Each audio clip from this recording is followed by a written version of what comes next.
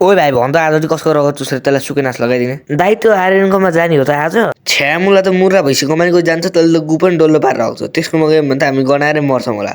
हो र भने हो भने भाइ मैले अस्ति त्यसकोमा रगत चुस्न गएको थिएँ त्यसको रगत गनाएर त म झन्डै नमरेको 5 दिनसम्म टाउको दुख्यो मेरो दाइ त्यसो भए त्यो आरम्भकोमा जाउँ न त त्यो आरम्भ भुटे त्यसको भुडिदिया छ कत्रो ठुलो छ त्यसले एकचोटि सास फेर्यो भने 4वटा सिलिन्डरको ग्यास पर्छ त्यसले एकचोटि सास फेर्यो भने म नाखामा त चाखामा अड्केर मर्छस् त्यसो भए त रोजकोमा जाउँ न त दाइ छ्यामुला त्यसको जिउ देखाएको छ एक थोप पनि रगत आउँदैन होला त्यसलाई चुस्न गयो भने त्यसलाई होइन हाम्रो चाहिँ सुकेनास लाग्छ खाना नपाएर त्यसो भए त अमृतकोमा जाउँ न दाइ छ्यामुला चाहिँ अमृत त गणेश भगवानको लास्टै ठुलो फ्यान हो भने यार खाली कोठामा धुप बालेर बस्छ अनि हामीलाई धुपबाट एलर्जी छ अनि त्यहाँ गएर चाहिँ के हामी खोक्दै बस्नु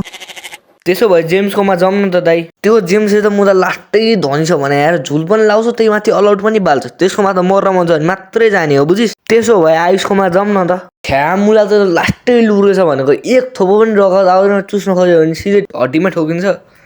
निश्चलकोमा जाउँ न त त्यसको रगत त लास खल्लोच हुँदैन डिपर्सनकोमा छ्यामुला त डिपर्सन त यति पर्छ हक्दा नि डिग्री निकाल्छ त्यसको त रगतमा नि म्याथको फर्मुला बगिर आउँछ त्यो म्याथको फर्मुला खाएर चाहिँ हामी मुर्गी पहिला आएको कि अन्डा पहिला आएको भनेर निकाल्नु त्यसो भए बिराजकोमा जाउँ न त छ्यामुला त बिराज झन् रातभरि पात्दै बस्छ त्यसको कुरा त सुँगुरको घर हुँदाखेरि बढी गराउँछ त्यसको कोठामा गयो भने त हामी गनाएर मरिहाल्छौँ नि हे दाइ त्यसो भए बसन्तकोमा जाउँ न त छ्यामुला त रातभरि कराउँछ त्यही माथि पात्छ भने त्यसको कोठा सुँगुर जस्तो होइन त्यो आफै नै सुँगुर जस्तो छ बुझिस् तिमीहरू चाहिँ यहाँ कसको रगत खाने भनेर गरेर छ उहाँ केटाहरू त अनिरोधको घर गएर धोबी रगत खाइसकेन् ह्यामुला जे पाँदैन भन्न अनिरोधको रगत त कस्तो अमिलो छ त्यसको घरमा त कोही पनि जाँदैन त्यस्तो होइन त होइन त्यसको घरमा चाहिँ एउटा पाहुना आएर छ है अनि त्यो पाहुनाको रगत चाहिँ बिए पोजिटिभ रहेछ क्या त्यसको रगत यस्तो गुलियो छ नि तिमीहरूले खाबे त खाएको खै हुन्थिस् हामी नि जानुपर्छ के हो दाइ अब त त्यसले झुल हालेर सुतिसक्यो होला तिमीहरू के जान्छ र आफूले चढ्न खायो अब सुत्न गइन्छ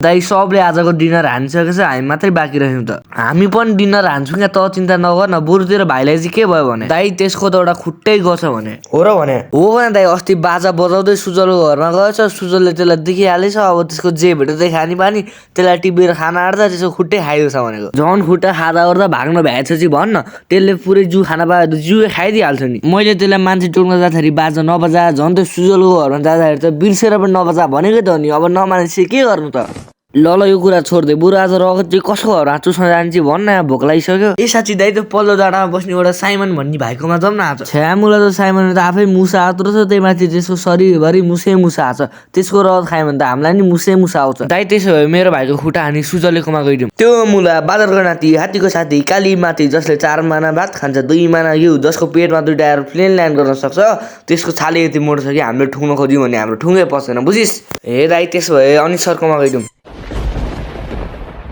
मुला तँलाई थाहा छैन लामखुट्टेले अनिसलाई टोक्यो भने लामखुट्टेलाई नै डेङ्गु लाग्छ भनेर ए हो त है साथी दाइ त्यसो भए त युनिसा भन्ने मोटीकोमा गइदिउँ न त को त्यो मोटी तिरपासले घिराउली हो जम त्यो मोटी भन्छ रगत पनि धेरै आउँछ आहा म त 2 लिटर खाएर आउँछु